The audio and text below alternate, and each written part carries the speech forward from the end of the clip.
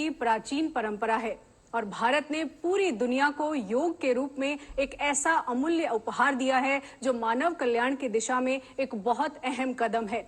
आज भारत योग का प्रणेता बन गया है पूरी दुनिया में, यानी विश्व योग गुरु है हमारा भारत देश। और भारत की प्राचीन परंपरा की बात करें तो हमारे यहाँ गीता के अध्याय 2 में स्पेशली योग पर फोकस किया गया है। गीता के अध्याय 2 के 50वें श्लोक में कहा गया है, योगः कर्मसु कौशलम, अर्थात अपने कर्म को कुशलता पूर्वक करना ही योग है। और अध्याय 2 में ही 48वें श्लोक में यह भी कहा गया है कि समत्वम योग उच्यते, यानी जीवन की सम विषम परिस्थितियों में, अच्छे बुरे हालातों में मन को संयमित रख के समान भाव रखना ही योग है। यानी योग हमारे भारत की प्राचीनतम और सशक्त परंपरा है।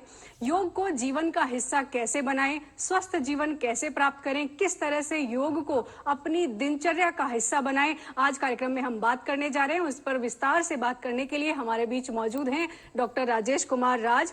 आप योगाचार्य हैं और विदेश में भी काफी कुछ योग पर इन्होंने किया है। सर, कार्यक्रम में आपका बहुत बहुत स्वागत है। नमस्कार सर, सबसे पहले तो हम यही जानना चाहेंगे कि आज भारत विश्व योग गुरु की छवि रखता है और योग दिवस का प्रणेता भी भारत ही है। हम बात करें तो हमारे माननीय प्रधानमंत्री मोदी जी ने योग दिवस मनाने की जो पहल की वो पूरी दुनिया में आज मनाया जा रहा है और पूरी दुनिया उसकी तरफ आकर्षित हो रही है। आप इसे किस तरह देखते हैं?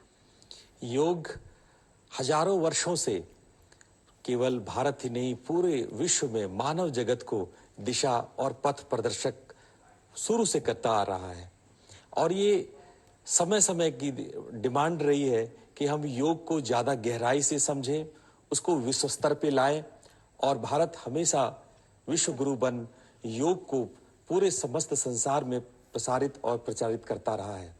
प्रधानमंत्री साहब की इस पहल में ये बहुत स्वागत योग्य था जब उन्होंने योगा डे के रूप में, योग दिवस के रूप में पूरे विश्व को एक पहचान दिया, एक प्रतीक दिया। जब ह्यूमैनिटी से संबंधित इतनी चीजें पूरे विश्व में दिवस के रूप में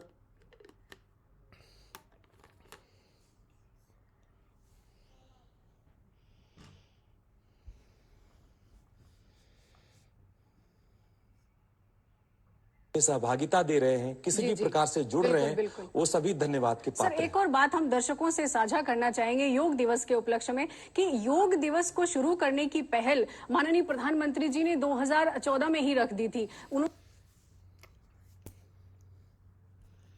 सितंबर में एक जो संयुक्त राष्ट्र संघ की महासभा थी उसमें भाषण भी दिया था, तो वहीं से कहीं ना कहीं योग दिवस मनाने की जो पहल थी वो वहीं से शुरू हो गई। और सबसे बड़ा फैक्ट सर ये भी हमने सुना है कि भारत का जो प्रस्ताव था संयुक्त राष्ट्र संघ में, वो प्रस्ताव दिवस मनाने के जितने भी प्रस्ताव आए हैं संयुक्त राष्ट्र संघ में, उनमें इकलौता प्रस्ताव है जिसे पूर्ण बहुमत से पास किया गया और लगभग 177 देशों ने उसे पास किया। तो ये हमारे देश की पहल है कि पूरी दुनिया उस पर सहमत हुई। इस पर आप क्या कहना चाहेंगे? बिल्कुल सही बात है।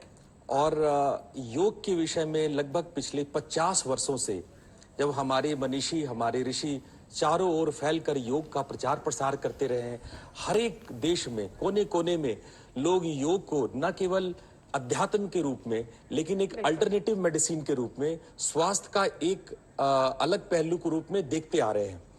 और जब प्रधानमंत्री साहब ने प्रस्ताव रखा, ये बात सभी देश के सभी लोग जानते थे कि ये योग न केवल हमें उचित रास्ता दिखाता है सामाजिक समस्याओं के लिए, स्वास्थ्य के लिए, बल्कि अल्टरनेटिव मेडिसिन की तरह से ये कई जगह, कई मेडिकल साइंसेस में ये काम हो रहा है और कई रिसर्चेज इस पे लगातार चल रहे हैं। इसलिए बहुत मुक्त कंठ से सबने इसकी प्रशंसा करी और इसको उन्होंने स्वीकार किया। जी, बहुत ही अहम बात आपने कही। सर, हम ये भी जानना चाहेंगे कि जैसा मोदी जी ने भी अपने भाषण में उस वक्त कहा था 2014 में कि ये कहीं ना कहीं व्यक्ति का जो मानसिक और शारीरिक संतुलन बनाने का काम करता है, व्यक्ति को व्यक्ति से, खुद से जोड़ने का काम करता है योग। तो हम आपसे जानना चाहेंगे कि शारीरिक, मानसिक और आत्मिक किस तरह से संयमित रहे व्यक्ति, किस तरह से अपने आप के साथ जो उसकी यात्रा है वो मजबूत कर सके, आपसे जानना चाहेंगे।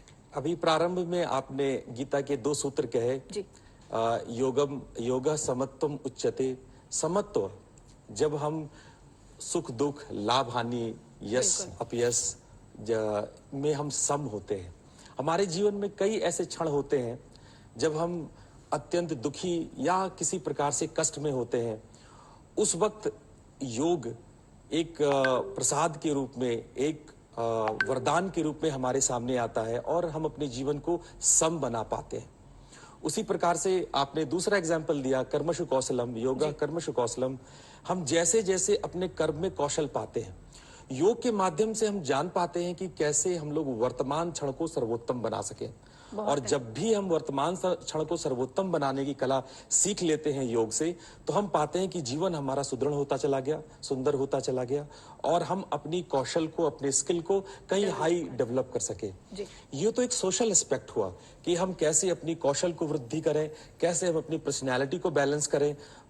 पर इसके साथ साथ कई ऐसे बीमारियां हैं, कई ऐसे रोग हैं, चाहे वो शारीरिक रूप से हो, मानसिक से हो या साइकोसोमेटिक हो, इन सब में योग कारगर रहा है।